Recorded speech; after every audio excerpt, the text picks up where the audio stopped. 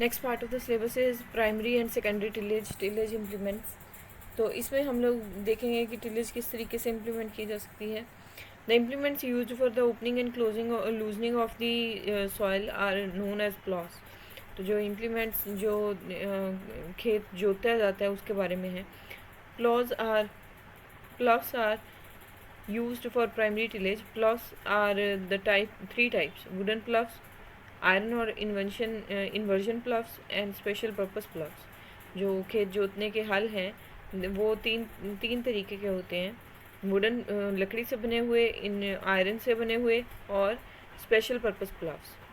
तो wooden plough या indigenous plough जो है उसके बारे में है। Indigenous plough is an important implement which is made up of wood with an iron shear point. तो आप लोग हल जो है वो जनरली सबने देखा ही होगा, कभी ना कभी पिक्चर्स में तो देखा ही होगा, फ़ोटो में और इमेजेस में, और रियलिटी में आजकल कम देखने को मिलता है। It consist of body, shaft pole, share and handle. तो बॉडी एक 3 पार्ट से बना है, वी शेप्ड, बॉडी से, शाफ्ट पोल से और शेयर हैंडल से। It is drawn with bullocks. तो बैलों से इसको जोतना पड़ता था। ये इसकी ड्रॉबैक थी, बहुत धीरे काम होता था और जो है एक ही इसमें पॉइंट प्रेजेंट है, पॉइंट हैंडल है। तो वहाँ से ज़्यादा बड़े खेत की जो जुताई है वो नहीं हो पाती थी। It cuts a V shape furrow and opens the soil, but there is no inversion. So ploughing operation is also not perfect because some unploughed strip is always left between furrows. तो जब क्यारियाँ बनाई जाती हैं तो उसके बीच में थोड़ा सा पोर्शन ऐसा हमेशा छूट जाता था जो कि जोता नहीं जोता जाता था। It is reduced by cross ploughing and इसको क्रॉस प्लफिंग करके थोड़ा सा कम किया जाता था। But even then small squares remain unploughed. तब भी छोटे छोटे जो स्क्वायर स्ट्रक्चर्स थी वो अनप्लफ्ड रह जाती थी, बिना जुताई के रह जाती थी। सॉइल टर्निंग प्लाव से आगे, soil turning ploughs are made of iron and drawn by pair of bullocks और two depending on the type of soil. These are also drawn by tractors. तो सॉइल टर्निंग प्लाव्स जो हैं वो या तो बैल से जोते जाते हैं या फिर ट्रैक्टर्स जो हैं उनकी हेल्प से भी जोते जाते हैं। Mould board plough, part of the mould board plough are frog और बॉडी, मोल्ड बोर्ड और wing, share land side connecting road bracket and handle. This type of the plough leaves no unploughed land as the furrow slices are cut clean and inverted into one side, resulting in the pulverization. Next is disc प्लफ।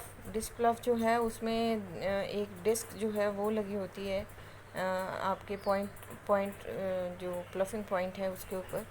The disc plough bears little resemblance to the common mould board plough. Mould board plough के साथ common है ये इसकी structure. A large revolving concave steel disc replaces the share and the mould board. The disc turns the furrow slice to one side with the scooping action. तो इससे मिट्टी जो है उसको उलट पलट किया जाता है, सिर्फ खुदाई जोता नहीं जाता खेत को, मिट्टी उलट पलट की जाती है। The usual size of the disc is 60 centimetres in diameter. Disc जो है वो 60 सेंटीमीटर होती है डायमीटर में, चौड़ाई डायमीटर उसका। And this turns A 35 to 30 centimetre फिरो स्लाइस। तो 30 से 35 सेंटीमीटर की एक स्लाइस को पलट सकती है ये। The disc plough is more suitable for land in which there is no much fibrous growth of weeds। तो इसमें जहाँ पे ज़्यादा जो वीड्स हैं उनकी जड़ें ज़्यादा नहीं फैली होती, वहाँ पर इस इंस्ट्रूमेंट को यूज़ करना सूटेबल रहता है। The disc plough works well on soils free from stones, जहाँ पे स्टोन्स नहीं होते हैं उस सॉइल में भी इसको चलाना अच्छा रहता है। No harrowing is necessary to break the clods of the upturned soil as in a mold board pluff। आगे टर्न वेस्ट और रिवर्सिबल और वन वे प्लफ है आगे, जिसमें एक ही साइड पे प्लफिंग की जाती है। And the प्लफ bottom is in this प्लफ is hinged to the beam such that the mold board and the shear can be reversed to the left or to the right side of the beam.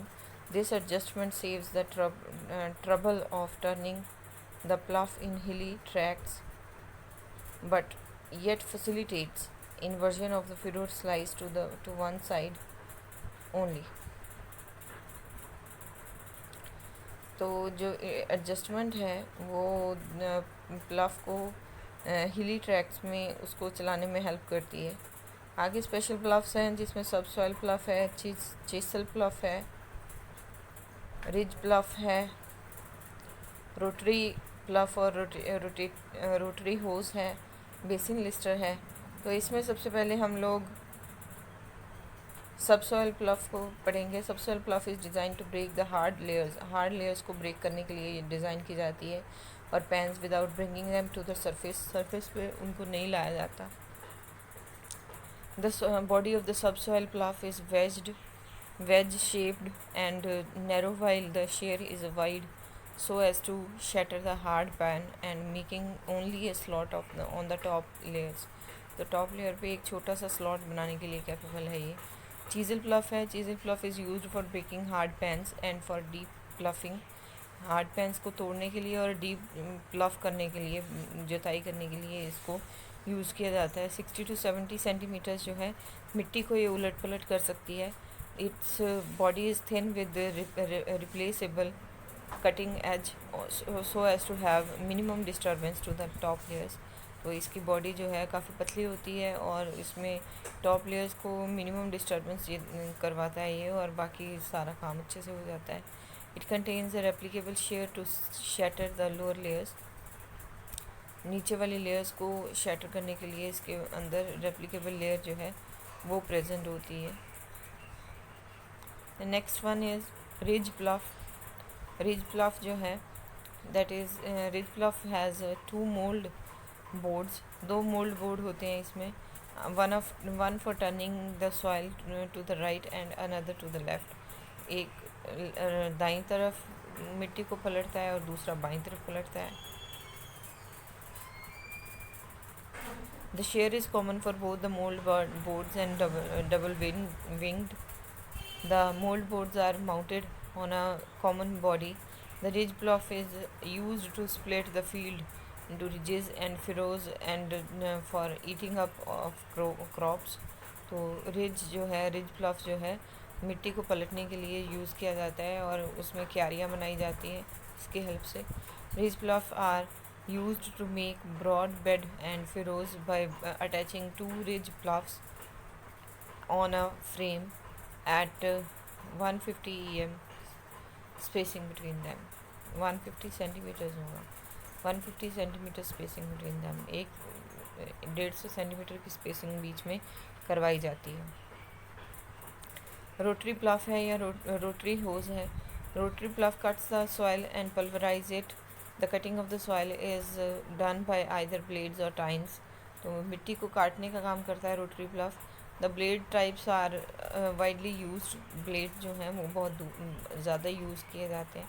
The depth of the cut is up to 12 to 15 centimetre. It is suitable for light. तो जो cut की depth है वो 15 से 12 centimetre रहती है, 12 से 15 centimetre रहती है, और हल्की मिट्टी के लिए काफ़ी अच्छी है। बेसिन लिस्टर है आगे। Basin lister is a heavy implement with 1 or 2 mold boards or shovels। These shovels are mounted on a special type of the frame on which they act alternately। तो ये स्पेशल टाइप ऑफ फ्रेम के ऊपर लगे होते हैं जो कि एक के बाद दूसरा जो है अल्टरनेटली लगा होता है। This implement is used to form list furrows. इसमें लिस्टेड फुरोज बनाने के, broken furrows with small dams and basins. तो इसमें लिस्टेड फिरोज़ जो हैं, लिस्टेड क्यारियाँ जो हैं वो बनाने का काम किया जाता है to prevent free run off, ताकि पानी फ्रीली ना इधर से उधर चला जाए, of rainfall and blowing of the soil in low rainfall areas. तो मिट्टी भी इस तरीके से बचाई जा सकती है लो रेनफॉल एरियाज़ में, ताकि पानी की कमी ना रहे। बाकी आगे सेकेंडरी टिलेज इम्प्लीमेंट है वो हम अपने नेक्स्ट लेक्चर में करेंगे।